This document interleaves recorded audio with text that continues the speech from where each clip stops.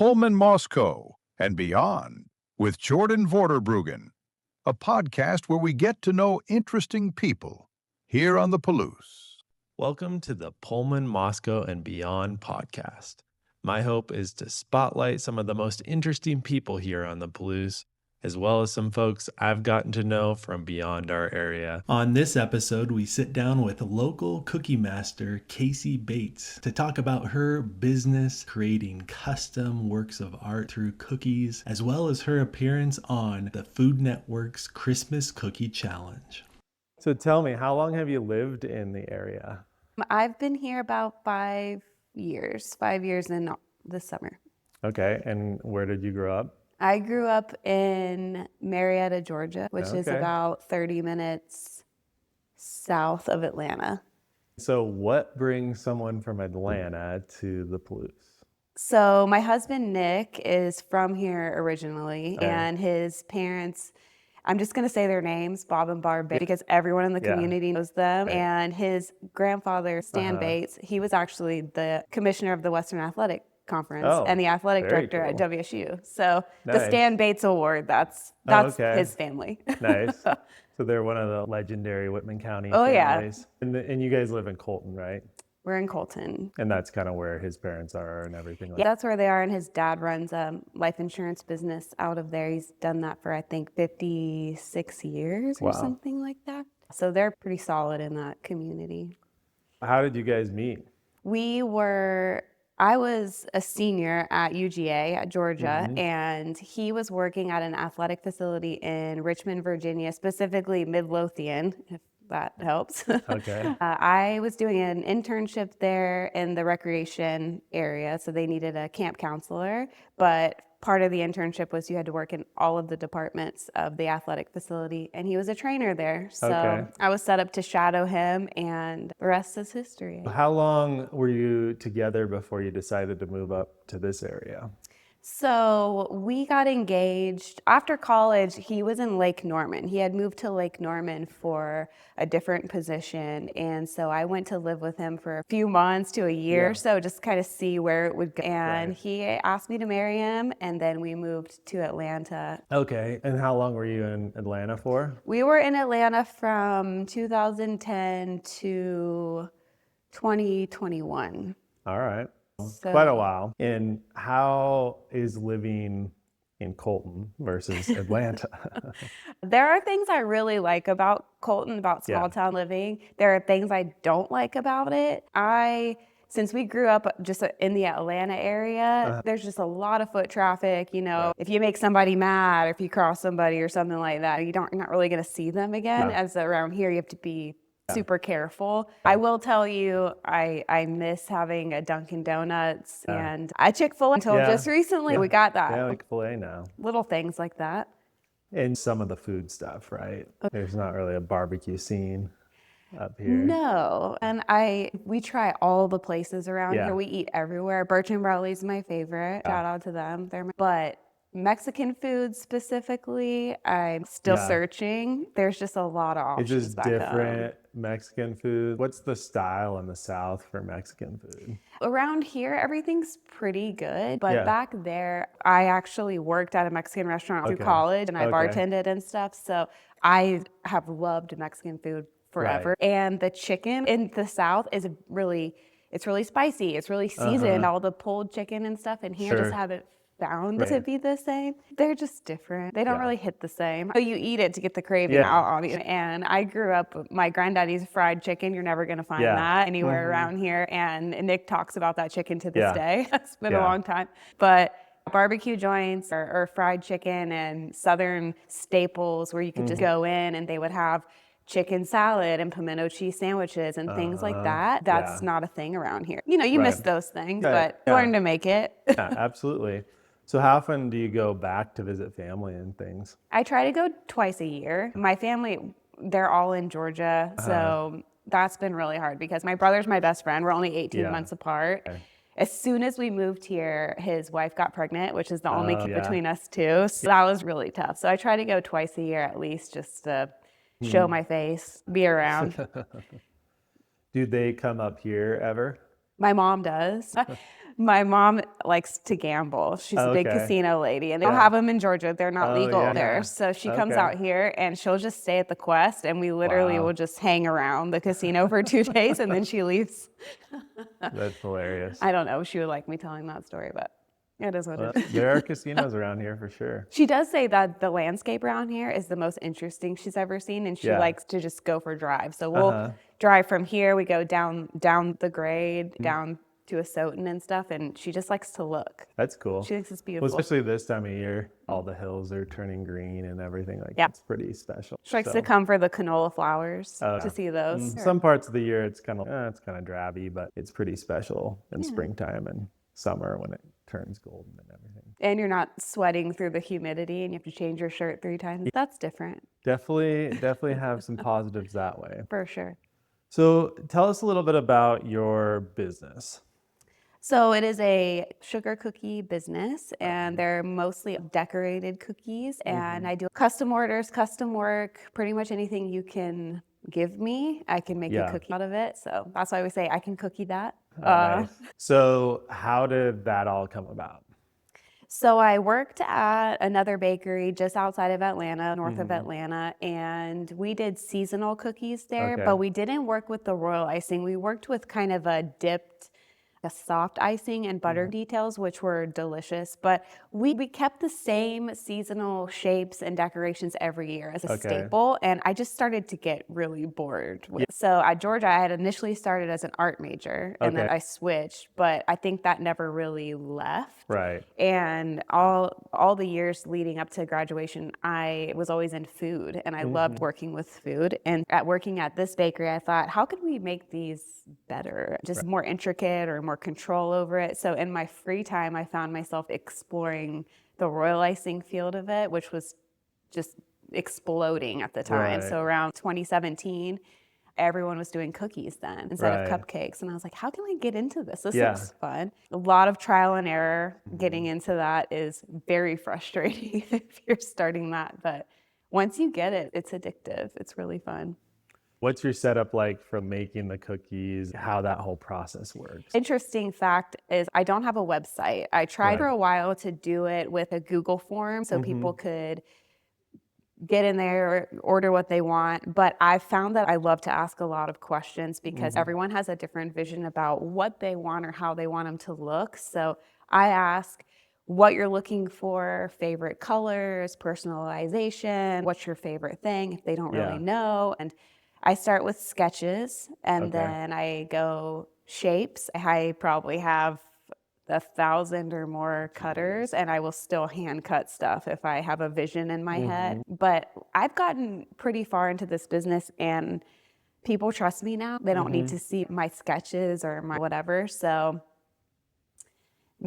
make the dough, bake it out, let it sit for a while. I would say 12 hours or so before I decorate. Otherwise, the butter's just going to come right up into your icing. So you have to kind of give that a minute. And then icing colors, which take forever, but I love that part of it. And you just go from there.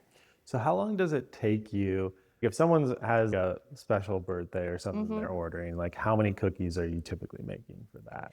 I do have a minimum of 2 dozen. So if they want custom stuff, I've just recently moved into 2 dozen just because the time it takes for getting the design and corresponding and making the colors and everything, the dozen one is not, I don't want to say it's not worth it. It's just you want to do more with that time. And they can take hours to design them and everything, but the trick is the drying time. So if you really don't have enough drying time, it's not going to work because they have to dry 12 to 24 hours before you can bag them. So that's a huge chunk of the process. It's just leaving them alone.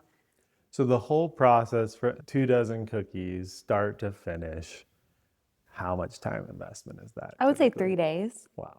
You're pretty much like a graphic designer and artist and all of it. So if people come to you the day before and they're like, I don't know if this is possible, it's not that I am just saying no to you. It's legit the process. I can't just, but. And how available typically are you? Are there times of the year where it's just like you're really booked out? Yes, I have Okay. two times of the year. Right now we're in one for graduation. Okay, sure. So graduation, Mother's Day, nurse appreciation, a lot of wedding stuff kind of runs right into May and June. And so I will book 6 weeks out unless I offer a seasonal package or a seasonal Sure. set, which I'm doing right now. If you are on Instagram, the WSU set, I'm continuing to take those through this next week. Right. And Christmas, I will book 3 months in advance for Wow. Christmas stuff. Wow.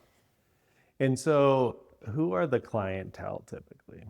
Well, I have a lot of repeat customers around Yeah. that I love. I would say moms with small kids. So a lot of birthdays, young birthdays, first birthday, second birthday. And I do a lot of weddings around here, a lot of weddings, bridal showers, baby showers, that kind of stuff. I would say that would be the bulk of the Okay. people ordering. And like some business stuff too, right? Like corporate. Pullman Regional has used me for new hires, new system that they did for the nurses. They were doing a whole new system. They ordered a bunch for those.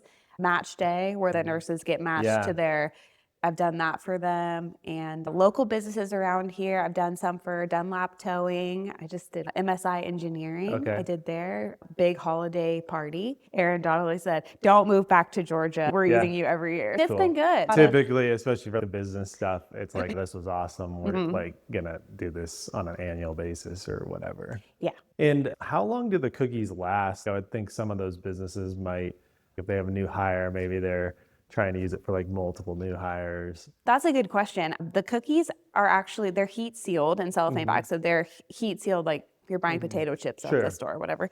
They'll stay fresh room temperature for 10 to 14 days. Okay. So you can leave them out, but I always give people freezing instructions because if you're ordering them, especially if you're ordering at a time where I'm booked, I give people the option to pick their stuff up the month before or a couple weeks before and put them in the freezer. And I think they're even better out of the freezer. Really? So if it's like Interesting. 2 to 3 months, that's my max in advance. They can freeze them and they're perfect. So if my calendar's full for your event, but I give you an option for earlier, a lot of people will take me up on that.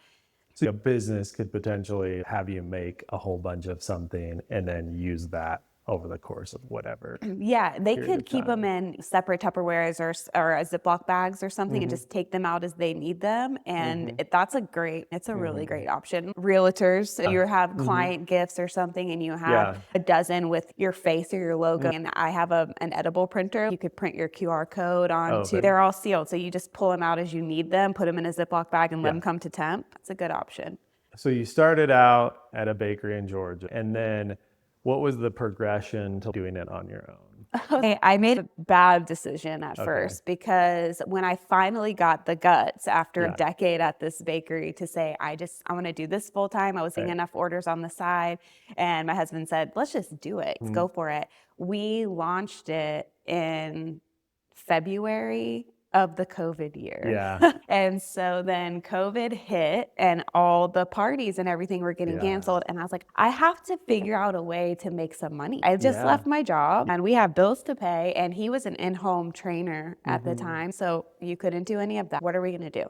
So I had been working on the recipe for the sugar cookies themselves and the icing. So I thought, what if we deliver DIY cookie boxes to people in the Atlanta area, Coretta, Milton, those kind of areas, and just drop them off on their doorstep and give them something to do with their kids? So I put it out there on social media. It blew up. Wow. We were making like 50, 100 boxes, and Nick and I were splitting the travel. So I would send him up north, and then I would hang around where we were. And people were getting to taste the cookie. They weren't decorated, but at least for your future events, they say, oh my God, these are really good. And then after COVID, you were able to roll that in. Yes. People were starting to order again, I would say graduation time into the fall. And so football season around there was huge. And so I was doing tailgate parties, birthdays, picking up graduation, that kind of stuff, and it just rolled. And so my first holiday season, I tried to put out boxes of just a set that I made. I was learning so much from people on Instagram and on Facebook that were doing the same thing. So I said I would meet them at Avalon, which was an outdoor shopping mall, because we're outside, it's still safe and everything. And I just took orders in my social media and they went, and I was like, I think I have something here. So I was super grateful for the people in that area because they really got it going. And so were you nervous when you moved up here to restart? I was terrified. I was honestly really terrified because Alpharetta, that area is a very Housewives of Atlanta type area. So the bakery that I worked at was right next door to Country Club of the South. So that was like Chipper Jones and Tom Glavine, and these kind of people would come in to eat. That was the area, very affluent. But there were a lot of moms and stay-at-home wives that had money to spend, and they were buying the DIY kits and they were buying the custom cookies, and it was just booming. And everywhere and around there was like, take my money. And so here, I didn't really know. And Nick said, there's a lot of families, they have money. And he was like, don't be fooled. They've got money to spend. But the one thing that did not sell out here was the decorate your own cookies. The women here are bakers. They like to bake. So that part did not sell, which was fine. But the custom cookies just boomed. And I was a little shocked. I mean, no hate on the area. It was just a smaller area. And I was scared. And I was really scared that the business wasn't going to be here, but it was. So I'm super grateful. That's cool. Were you able to keep the pricing similar? I have tried to keep my pricing really reasonable. Out in the cookie community, right now it's $85, $90, $100 for a custom dozen. And I've been keeping mine at $65 to $70 for as long as I can because I don't want the one thing that a mom really wants, saying absolutely not. And so all of my years piping and decorating, I do move quicker than I would say a lot of cookie people or decorating people do. So I'm comfortable in my price range. I just want that to always be something that is doable. I don't want to get greedy. Costs obviously go up and things, right? Cost of living is higher. It's tricky to keep it where it is because I also use really expensive ingredients. So like Nielsen Massey vanilla bean paste, that's very expensive. My cookies are 3/8 of an inch in thickness. So it's not like a flat, skinny cookie. So you get a big chunk of it. And butter for a while was $16 for the big block at Costco. And when I started doing this business, it was $5.99. You kind of have to take those things into consideration. So I don't increase the price as often as I should, but I'm okay with it. And so are you able to source most stuff locally, or do you have to order some of those specialty ingredients? Or So moving out here, one of the big problems that I had, and I was really scared, was in the South, white lily flour is like, we call it the Lord's flour because that's the holy grail of bake. So super white, super soft, and you can't get it out here. So I don't think they produce it west of Texas. So I had to start from scratch. And for a while, Fred Meyer, I was getting them to deliver white lily, 22 bags until they realized where it was going to Colton. They started canceling my orders because they didn't have a delivery driver and I actually contacted and I said, can I come get it? And like, no, we just don't get it anymore. I tried some different flours, and now I actually use the local shepherd's grains, and I get that at the chef store down in Lewiston. So I love theirs. Keep using that one. So you're able to kind of shift local, which is cool that you're supporting and everything. I try. Not everything, but you get a little bit in still. No. You don't ship a little bit in if you're like, I really want that. No, I can't get it. I would be totally honest. I can't get it. It'd be like, you could probably get it, but the cost is gonna be ridiculous. The reason I went through Fred Meyer was because it's a Kroger company, and Kroger does white lily, but then they just started to stay out of stock. And then I switched because I found a loophole and I could still get it, and now they've cut me off. So I literally had to. Because you're ordering a lot, right? I order a lot. I order the 5-pound bags, 22 to 25 bags at a time. But here, now that I've started doing the shepherd's grain, I get the big 50-pound bags. It's easier. Those are the things I would not have thought that flour would be an issue. It was a problem. For me, it was a problem because you're so in love and comfortable with your cookie recipe, which I worked on for so long. And switching flours can be detrimental. It'll spread, it'll poof, it'll create bubbles. And this is the one flour that has kept everything nice and tight on the sides, flat on the top, soft bite. It's a great. Yeah. So what do you recommend for people who, probably the one that you mentioned, but what would you recommend for just an average person who's trying to I would just use an all-purpose Pillsbury or Gold Medal, or I don't really like the store brand, basic brand, like a Walmart brand or something, just because I feel like you can taste the difference in the grain. It has a plasticky taste to it. Okay. If you're just starting out and you're just wanting to work on your recipe, just a store all-purpose flour is great. If you taste where it's a little bit milly, add more salt. That's the trick. And so at some point you got invited to be on the Food Network. Yes. Right? And what was the show called? Christmas Cookie Challenge. Christmas Cookie Challenge. Were you on the last season? I was on the last season. I didn't know that they were going to cancel it. So I just made it in there. Oh, I was sad though. Tell us a little bit about that experience. First, how did you get invited to do that? And then kind of walk us through the process. I got an email and a phone call pretty close together, and it actually said Hollywood, California. So I picked it up, and the girl's name was Taylor, and she had gotten my information off of a casting forum on Facebook, and someone that knew me put my name in there. Oh, wow. And she had checked out my work and then called me and asked me if I would be interested in it. And so I was like, yeah, you know. Funny story, she was in California, but she actually graduated from Georgia. I was like, this is a sign. They asked me if I would be interested, but then the process got long. There was quite a process to it. So phone interviews, Zoom interviews with the producers, asking you questions and giving you scenarios. What would you do in this scenario? Would you be comfortable with this? What would happen if this? And it was a lot. I'm going to be honest with you. On probably the fourth Zoom interview, I logged off, and this was the last one. They said, you're in the final round, and we'll let you know in the next 48 hours. You'll get an email saying, yes, we want you, or thanks so much for your time.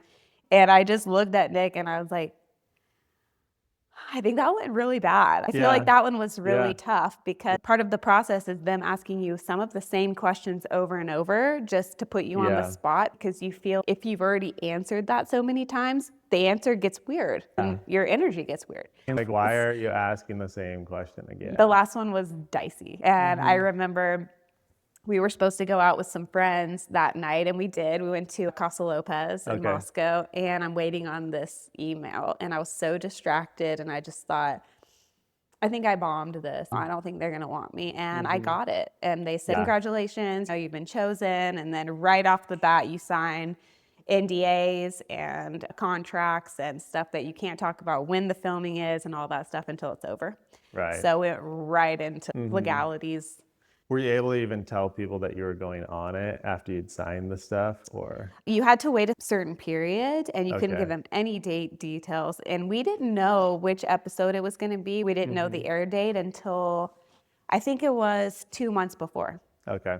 So you filmed that at what time, and when did it come out? We filmed the first week of April. They flew us to Burbank, California. And when we got into Burbank, we had a driver, and it was rush hour traffic in LA. From the airport to the hotel took us, I think, 5 hours in a car after we'd been on the plane. And then our call time in the morning, all interviews that day. And you didn't know anyone that was on your episode with you, but you had to be dressed in your Christmas stuff. So they had selected for you. And so we're down in the lobby, and it's April. And all of a sudden I see someone coming down, and she's got reindeer antlers on and red sweater and these little bobs on her shoes, like little ornaments. This girl's on. And Nicholas, if you watch the show, he came down with a vest on and had Christmas trees and plaid and everything. And I was like, okay, that guy's on mine. So you had to kind of learn. So the interviews, that's the portion where you're sitting somewhere in a different room and they're asking you questions. Yes. So we got the location, and you could actually hear an episode being filmed while we were going up to the interview room. So you had an escort everywhere. You were not allowed to walk anywhere by yourself. And we went up into the room, and then that's when I realized Sharon, Nicholas, and Courtney, that was my episode people. And they took you back one at a time. And they had already given you the apron that you were supposed to wear and the outfit that you were supposed to wear. And they pulled you into that back room. And each person took, I think, 2 hours of sound bits. And the worst part for me of the entire process was one of these times, because they mic'd you up and you had to say words like, but you had to do it 5 different ways. And you got so sick of your own voice. And I was the last one to go. So I was sitting in this room just alone for the longest time. But it was quite an experience. How long was the whole filming process? We were in Burbank for April 4th through the 9th. Wow. So it was days, yes. But it went over a Sunday. So that was a free day. Food Network paid for your Uber, your meals. We went to the pier, we just did all that stuff. We got reimbursed for all that stuff, which was super cool. But the filming, they decided to film both of our rounds, the first and second round, in the same day. So one day was all interviews. The next day, start to finish, was both rounds. And they would break in between and pull you out. And there was a cleaning crew that would come in and clean everything up. And then they'd bring you back in for judging and stuff. And then the final day was closing interviews. Okay. There was a time in between where they had to buffer because the people that were eliminated first had to do their interviews. And I guess they had to hold them in a risk assessment room because some people were really mad. And so they had to let them calm down and do their interviews. So I didn't know that. Do you feel like you maybe weren't into it to the level that some of the other people were? I'm a very competitive person by nature, but I found out that Nicholas and Courtney had both applied 3 times to be on this show. And then Sharon, I think twice. And they called me. They had asked me. Of course, I was like, I would love to do it. It was something I'd always thought about. But the level of trying to make it onto the show, they were on a different level. They were super fans of the show and really wanted to be on it, where you were just asked because someone submitted you. I was super excited, and I put as much work into it as I could. I really wanted to win. But I remember looking over during the tractor round, and I looked over at Courtney's just for a second, and hers was already standing up and ready to be decorated, and mine was still flat because I had chosen to do the cooked sugar process of the windows. Because I'm going to be really honest with you, I've never used isomalt in my life. 1, and 2, I was like, that seems really easy. Just microwave something for 30 and pour it into a slot. I don't know. I probably should have done that because it would have given me a little bit more time to decorate, but I was super proud of what I put out there because I don't do that. I don't build things with these cookies. No, it looked really good.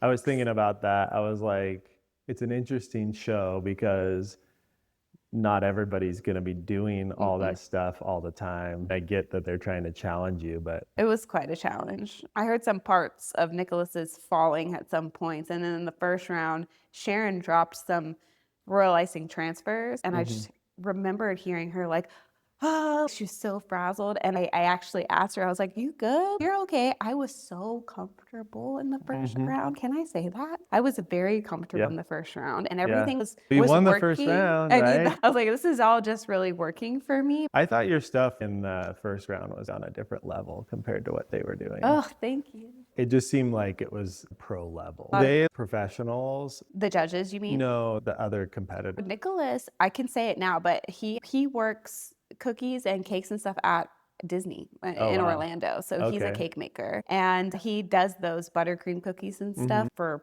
big stuff. And then Courtney, she does do cookies, but I think she has another full-time job, but she does a lot of more intricate little things like that and more built kind of structural cookies, because I looked on hers and she does different things like that. And then Sharon builds cakes. I'm a cookie person. And in my head, I'm like, this is Christmas cookie chow. I'm building a tractor, right? What the heck? Did you practice for those different types of things beforehand?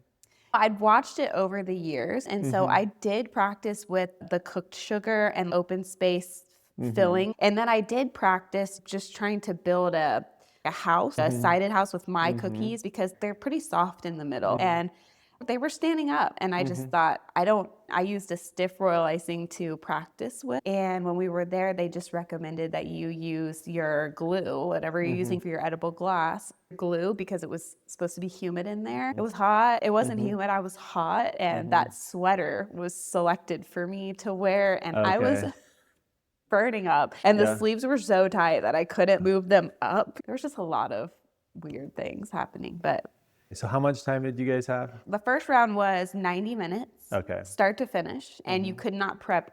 Nothing was prepped. They gave you like a 5-minute tour of the Food Network kitchen, so you could see where the ingredients were that you were going to use and where the cookie cutters were, and just get familiar. And then each station had things that everyone would use. Room temperature butter, eggs at your, I don't want to say at your feet, but right at your legs, and then your own cups, spatulas and stuff. One of the funniest things was Nicholas, as soon as the timer started, he ran to these little silicone spatulas, which those are my favorite ones, and there was a bucket of them behind us. He grabbed them for his buttercream. I was like, I really wanted those. So you start to notice little things, but so some of that stuff's pretty real. Someone could kind of screw you if they took all the tool. The reason why, the wheels of my tractor, I needed regular cocoa powder and I needed espresso powder. I couldn't find it anywhere, and it didn't even dawn on me that somebody else was using it. And so I used Dutch cocoa powder, which made them more dry, and then I used a coffee emulsion, which they couldn't taste. So that kind of screwed you. It really did. And then when everyone was revealing, because you don't know what the other people are doing, and the stations are far enough away that you can't see their work, and you never get to try their stuff. You never get to taste their stuff or talk to them. And so I never even got to see their work until the show aired. We never saw anything. And so I realized that both of them did a version of a chocolate mocha type thing, which is why I couldn't find anything really that I need. But I was under such a time constraint that I was like just going to grab something that worked. It's real. My timer didn't work in the first round either. My finger timer and my oven timer. So I just had to eyeball the cookies in the first round. But luckily I do that for a living. Did you get your white lily flour, or did you just have to use what they had? I don't know what it was. They were in clear containers, so just all-purpose flour. So that's kind of part of it though too. If they were just, you'd assume they'd have pretty good stuff, but. They did have Jeannie's Dream meringue powder, which is what I use. It's the best. And so I knew that the meringue powder would not be an issue, but I work with the 2-pound bags at a time, so I don't weigh those powdered sugars out. And there it was in a big thing of powdered sugar. So I just had to start counting cups, because I was like, I think there's about 7.5 cups in each bag. And so I was just on the fly, and then Ree comes around and she's, Casey, and how's it going? And I was like mid count of 14 cups. And so I lost count. So I just kind of had to watch the icing and see if it was going to do it. And if you know anything about royal icing, that's a big no-no. It worked out. It happened, but it was scary. Yeah, you had to use your skills doing it so often. Your intuition. This is going to work. I feel like this is right. This feels right. We're going to stop mixing it there and just pray that it would work. That's a bummer that you couldn't use what you wanted to use, your cookie that then they didn't love. I know. The one with the twist ingredient, they loved the flavor of that one. Yes. But the only reason why I feel like I didn't win is because of those darn chocolate wheels that were on. That you didn't have the stuff that you wanted. But it's all right. I lie awake at night still thinking about it, but it's okay. Maybe they'll come back through and you'll get another chance. I know. I wish they would do the Halloween baking challenge still, or the cookie challenge still. I would do the Halloween one. Are they not doing many cookie things anymore? Or? This last year, I noticed they had 3 new shows that took the place of 2 of the cookie ones, which is really sad to me. I hope that maybe they'll do like Cookie Masters or something like that. I don't know. I hope. So for your Instagram, you're mostly posting the photos of your beautiful cookies, right? You're not really doing video or anything like that. So that was a totally different thing. Yeah, I'm not really good at the videos. I'm really self-conscious of the videos, I think. I need to do more videos, because one sporadically I put out last year of just me freehanding the word congratulations on a cookie, and people were like, whoa, this is amazing. And so I know I need to do more videos. And my confidence level on that is not there, I think. It's tough, and it's tough to keep up with it all when you're already busy, right? It's a full time. Because you have plenty of business. You're talking about being out 3 months or 6 weeks. The business is booming. I really do wish that I could hire someone just to answer the emails and the messages that I get in Messenger. And because after a 12, 15-hour day, I still have to sit down and try to respond to those people. And I know that there's a lot of people that probably feel like, oh, I wrote her 3 days ago, I haven't heard anything. But the people that have ordered from me repeatedly, they know the process and they know that I will get to them, but it's probably frustrating. I'm trying. Yes. Maybe you can incorporate some AI or something like that. I actually just used an AI email response because it was creepily written how I would respond to this person. So I just clicked it and send, and I felt a little guilty, but also it worked. Do you ship any of your cookies? I do ship my cookies. I'm not really supposed to be shipping them. Why is that? The laws are different for different states. Okay. So it's different because my cookies, so I don't work with any soft creams or fillings or ganaches or anything like that. So by law, it's safe. It's a non-perishable. Sure. But when you are working in Washington State, you can only make a certain amount. Interesting. Home bakery, and I'm a licensed LLC in Washington with my EIN or whatever saying specifically what I do, but I'm only allowed to make a certain amount. So shipping back home does go over that, but I do have people that I ship to for every occasion from back then because they're my OGs. They're my people. Absolutely. They're like, come on. We're just friends. I know. I'm like, it's for family. It's for family, friends. Worth it. It treats me good. It's difficult to navigate all of those things. Your heart has to really be in a small business, and they're long days. It's not a 9 to 5. It is hard work. So when you meet other entrepreneurs or like-minded people, you just vibe, as you know that when you get a text from them at 2 a.m, they're probably up doing something. Regular hours don't really apply. I was talking about it with your friend in the first episode of this, just about people see a certain thing. Oh, I could do that. And some people could, but it's tough when it's your income is just on you. Yes. And there's no guarantee, and you have to just keep going in order to keep it profitable and everything. And Instagram and Facebook are very misleading. And you see the product and everything is really nice face value, and it's pretty and it's fun to look at. And people say, oh my God, you must have so much fun doing what you do. And I do. I love what I do, but I think people sometimes forget that we are the email person, we're the posting person, we're the editing person, we're the shopping for inventory on Sundays person, and going through all your ingredients. And I order from 6 different online suppliers, and it's not just the baking stuff, it's the bags, it's the tape, it's the stickers, it's the boxes, and all of the things that keep you up at night. You say, do I have this? Do I have that? Is my heat sealer on the fritz? I should probably have a backup one. That would be smart. And it's just a constant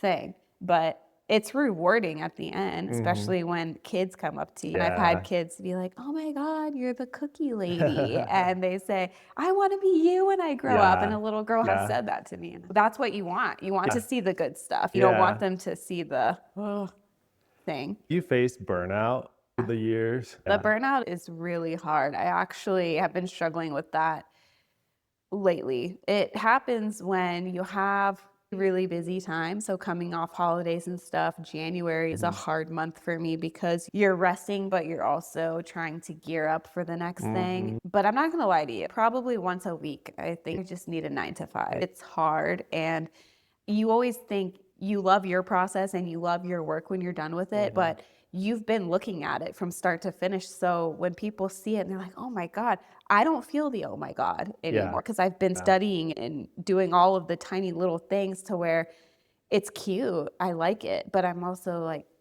is it cute? Can it be better? I don't know. And then you will open up Instagram, and then another cookie person that just is so talented, you see it and you think, oh my God, how did she do that? Or how did she do that technique? And then someone said to me, yeah, but they're looking at yours like that sometimes. That made me feel good.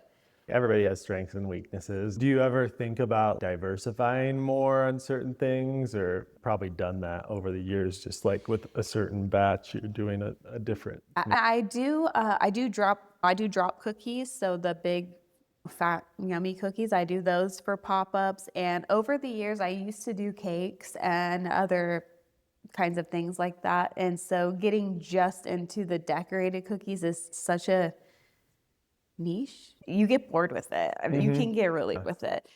But I think learning new techniques on that and airbrushing or patterns or finding a new way to use it, and people are in my DM saying, how did you do that? Would you mind telling me how you did that? And so I think that it's fun to show some of those things and get those messages, because even if you're burnt out or you're bored with it, or you're like, I need to really branch out, I'm just sick of this, there's always somebody that's trying to do what you're doing, and they're in that beginning stage. So you have to just really appreciate how far you've come, because we've all come from a really bad start.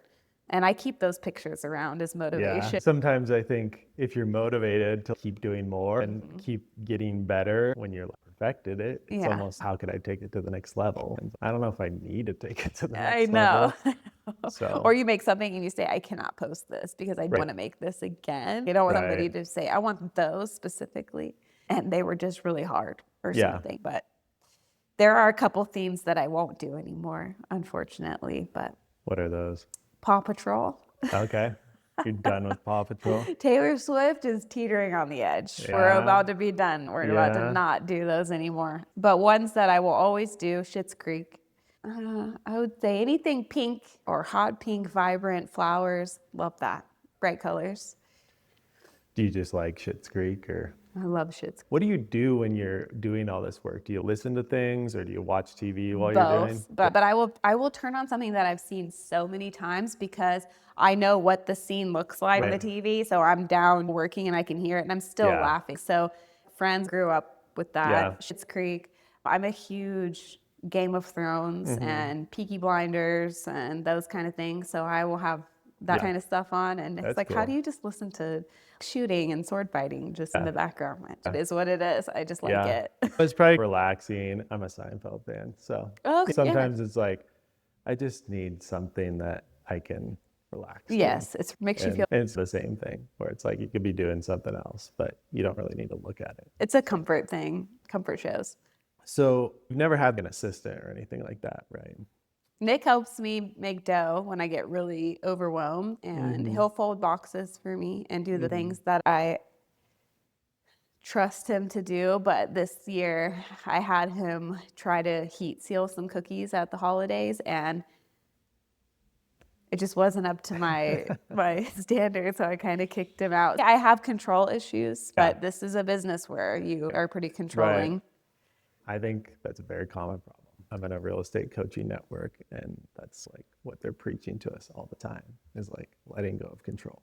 It's tough when you are like, this is my standard, and to get someone else to be there, and it's hard. Probably not always going to be to that standard, even if it's close. That's, I think, a struggle of most successful. Because the thing is, you wouldn't have gotten to where you've gotten if you didn't have some of those skills and some of the drive, things like that. And it's really hard to find people who can match that. And I think also just caring about the product as much as you care about it. And so if you see any one little thing where there's a fingerprint on the bag, or the seal isn't all the way sealed and it's just a tiny little on the edge, I just say, we can't use that one. And I just come right behind him and cut it off and start over again. And it's like, I'll just do it myself because it's faster. I know that it's right. And he just has to find other ways to support you. And he does. And he does. He's good at that. So what direction do you see this going? Do you see yourself doing this kind of forever in the same way? You're comfortable with that? Or would you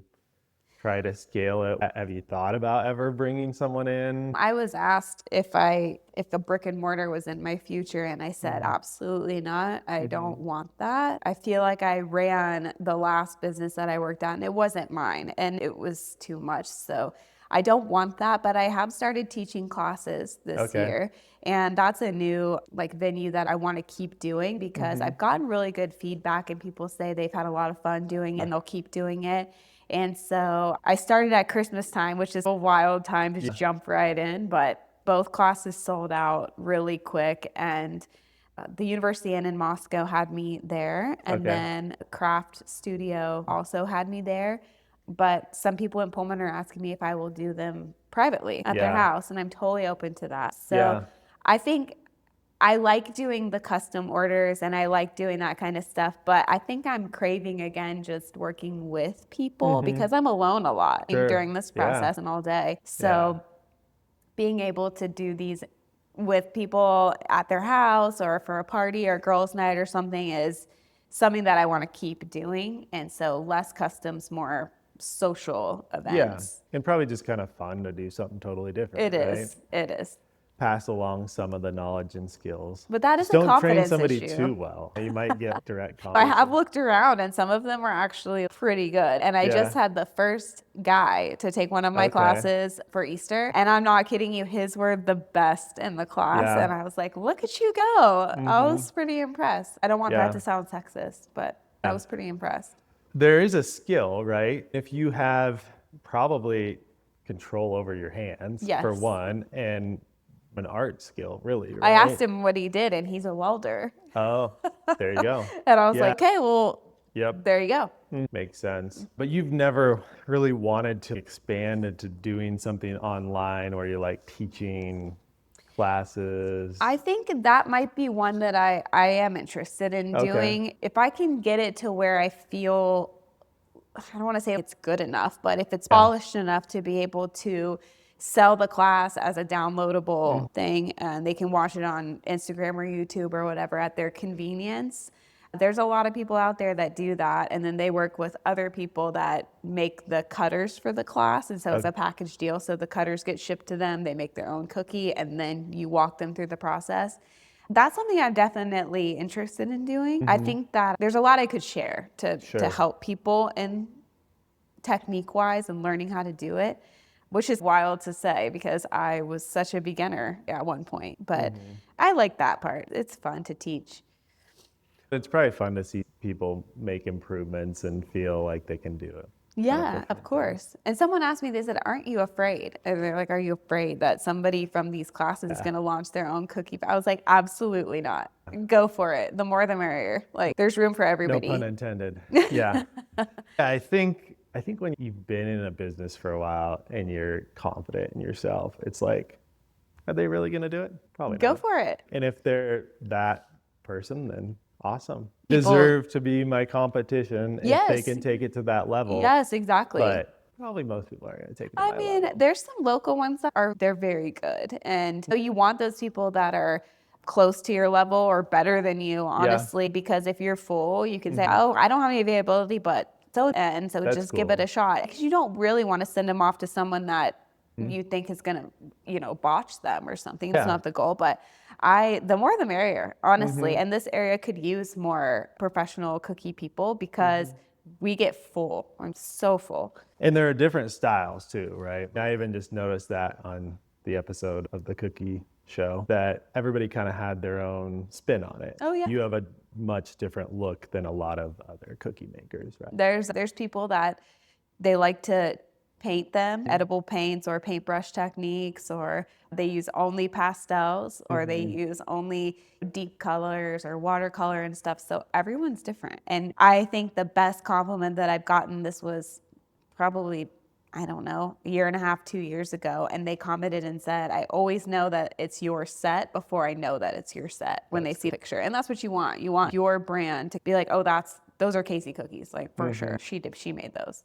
And it's got to be something about the piping or something about the lettering or something where... I think it's also the artwork, right? You have a style, I would say.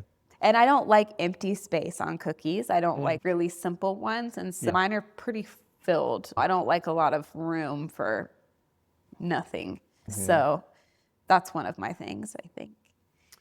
Have you seen any trends during an economic downturn or something like that, where maybe it feels like inflation kind of hit a couple years ago, did you see any changes? Maybe people are kind of holding back on not doing this as much? You definitely saw it a few years ago where people weren't really doing parties. They weren't really doing anything like that. And you can kind of see when it gets a little low. And I remember asking Nick, I'm like, do you think I should just get something else? He's, no, just be patient. It'll work out. And he is very laid back and everything's going to work out. It's all going to be fine. And I'm the one that spins. I mean, like a hamster on a wheel all the time. And it's a worry thing. I don't know if that's a lady thing. I don't know. But it's constant. And luckily, I feel like it's turned up. People are they're celebrating more. But I do notice that people don't do a lot of big parties out here. In the South, big parties. So I don't know if it's just I think that's definitely a different cultural thing. And I think COVID definitely changed a lot of things too. But I think just people are more on like social media instead of like in person than they were 20 years ago or whatever. I know. So some I of get that kind of sad about changes. that. I've heard in the really down economic times, people actually still want to do that special thing, right? We may not go on the trip, but our child's first birthday, we're still going to spend the money. So I'm probably a little bulletproof there. I'm really grateful because I know that it's expensive. I mean, it's an expensive thing and it's a luxury item, to be honest with you. It's not an everyday thing. So I'm just really grateful that people keep coming back and people have ordered from me from their bridal shower and then the wedding and then the baby shower. And now their kid is 4 years old or 5 years old and they keep one from every set like in their freezer, like a little cookie catalog. And so I'm just really grateful that people keep coming back to me because that means one, hopefully they haven't found anyone better, but also my prices aren't blowing you out the water where they're like, absolutely not, we can't do that now. Kirsten and I were talking about it for her business. There's probably people who are hiring her and you for a birthday party or whatever, that sometimes the moms or dads are involved too, but a lot of times moms are organizing it. They just want it taken care of, right? Just being like, we can get this really nice item. Maybe we don't have to do a cake, or maybe we can just do a basic cake because we have these amazing looking cookies. Yes. And they'll reach out and say, hey, this party's getting kind of big. We have 50 people coming. And do you think we need a cookie for everyone? And I always say, no, I don't think you need one for everyone because there's ways to do it where it's more budget friendly. And instead of using the cookie as a cookie favor for everybody, you can set them up in little clusters on a little stand by the cake or just on this table, or when you're walking in and there's a welcome table, just a little cluster there. And not everyone's going to take one. And so there's ways to be more budget. But Kirsten and I, we kept overlapping on parties, I think, before we really knew each other. And so they would say, oh, we're doing with Palouse balloons. And so one time I got a text from her and she was like, hey, are you using a specific font on these cookies? Because you can do it on the board or the sign and the balloons and stuff. And we've been in this business long enough that we're like, yes, I'm using this, or these are the colors I'm using. Cool. And so behind the scenes, we're actually saying, this is the blue I'm using for the baby shower. Okay, cool. And I don't think the client even knows that we're trying to match each other. That's very cool. So when they show up, it looks nice and put together, and they didn't have to worry about that. That's really awesome. And they don't even know that you guys talked. How would you find out about that? From the client then, or? We text like all the time, random things, but I'll say, oh, are you doing balloons for whatever? And she'll say, oh, I'm doing that. Or, horse party or boy baby shower, or that's the theme or whatever. And I'll say, yes, I'm doing those. And then she's, are you using a powder blue or using this slate? Or we talk about it and it just comes up in conversation. That's cool. Yeah. Thanks for coming in today, Casey. And Casey Bakes Creates, right? Yes. That's the company. And if people want to talk to you about getting custom cookies, how can they find you? They can find me on Instagram. My email's up there. Just be patient with my email responses. Anyone that's new, be patient. But I'm not above a text. My phone number's out there, so text me. It's right on there. And I love to work with everyone local, so come find me. So just plan ahead. Don't wait till the last minute. Yes, do not wait till the last minute. I hate saying no, and I will work through the night with no sleep to avoid saying no sometimes. But please don't make me. Yes. All right. Thanks for coming in. Thank you. It was great having you. It's fun. This has been the Pullman, Moscow, and Beyond podcast with Jordan Vorderbruggen, a podcast where we get to know interesting people here on the Palouse. This week's episode was hosted at the beautiful property Jordan has listed for sale, 1325 Southwest Panorama Drive in lovely Pullman, Washington. If you'd like to check out that property, visit panorama.pullmanmoscow.com. You can find new episodes of the Pullman, Moscow, and Beyond with Jordan Vorderbruggen podcast at pullmanmoscow.com/podcast or wherever podcasts are found.